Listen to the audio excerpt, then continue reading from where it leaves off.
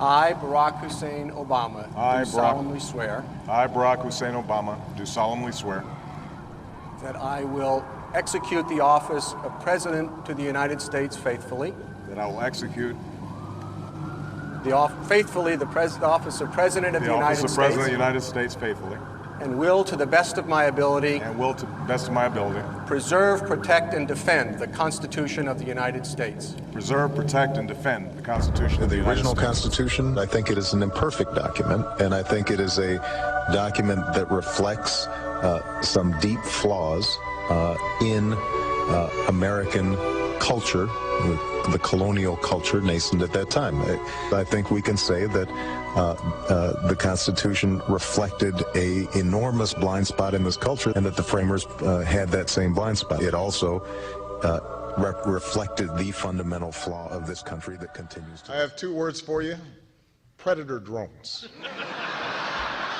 You will never see it in the United States. DHS, the Department of Homeland Security, has purchased up to 750 million rounds of deadly ammo, a purchase which the DHS has not given an explanation for. Just down the street from our studios, in the U.S. Capitol, your elected officials, both the Senate and the House of Representatives, have just overwhelmingly passed the National Defense Authorization Act. It gives the military the power to indefinitely detain American citizens, even those captured here in the United States. Right. But Senators McCain and Levin have added this legislation which would authorize the president to declare the entire United States of America, all 50 states and all territories, to be a battlefield, even though there's no battle, thanks be to God, going on here. War on terror is different. And that would authorize him to use commander-in-chief authority in the United States, to use the military to arrest people in the United States who, in the president's opinion, are enemies of the country. Graham, who supports it, has argued that this would authorize the president of the United States to arrest Americans by simply saying they gave up their citizenship New questions rights. Tonight about an Army combat brigade being trained to deal with civil disturbances in the United States. The Posse Comitatus Act of 1878 generally prohibits federal uniformed services from carrying out domestic law enforcement duties, except in cases expressly authorized by the Constitution or an act of Congress. Critics say the brigade's training goes against one of the founding principles of our country, separation of military and civilian government. Story on CBS 2 News. If you see a group of military helicopters flying high and dipping low in the skies above downtown LA later today, do not panic. St. Louis residents, don't be alarmed if you see Army vehicles rolling through your neighborhood this week. We begin with a story that you'll only see on 9 tonight. The LAPD and elite military units conducted extraordinary counterterrorism training in the skies above downtown LA tonight, and Sky 9 was there to see it all.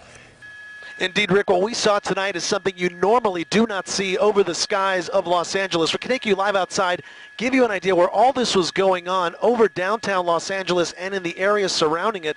Special Military Operation Forces, in conjunction with the LAPD, conducting some military maneuvers that had many people wondering what is going on. Good evening. It's a military mission in North St. Louis. Heavily armored vehicles are rolling into town, and while they come in peace, there are all kinds of rumors about why they are here. News Channel 5's Casey Nolan is live somewhere in St. Charles County, where he got an up-close look at the military vehicles. Casey? Yeah, Mike, in order to get that up-close look, we've agreed not to say exactly where in St. Charles County we are tonight and where these vehicles will be parked overnight. The Army doesn't want that information to be made public for security reasons, but we can tell you why they are here. Now, this may not be such a huge deal that these rigs are in town if not for the speculation that was coming via the internet today. St. Louis police first put out the word that people may see these armored security vehicles in their neighborhood, especially near the Army Reserve Armory in North St. Louis on Goodfellow.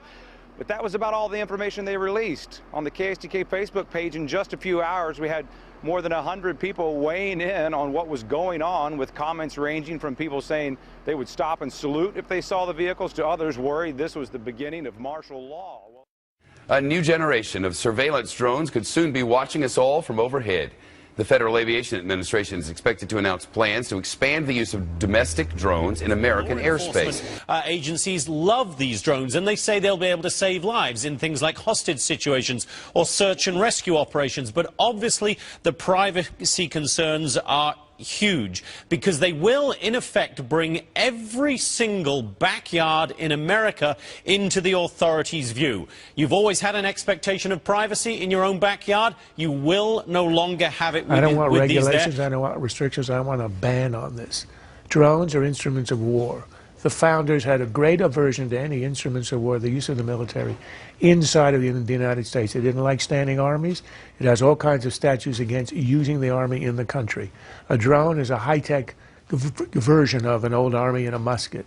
It ought to be used in Somalia to hunt the bad guys, but not in America. I don't want to see it hovering over anybody's home. Yes, you can say we've got satellites, we've got Google Street, and London has a camera on every street corner, but that's not an excuse to cave in on everything else and accept a society where you're always under being watched by the government. This is not what we want. I would say you ban it under all circumstances, and I would predict, I'm not encouraging, but I'm predicting the first guy who uses a Second Amendment weapon to bring a drone down that's been hovering over his house is going to be a folk hero in this country.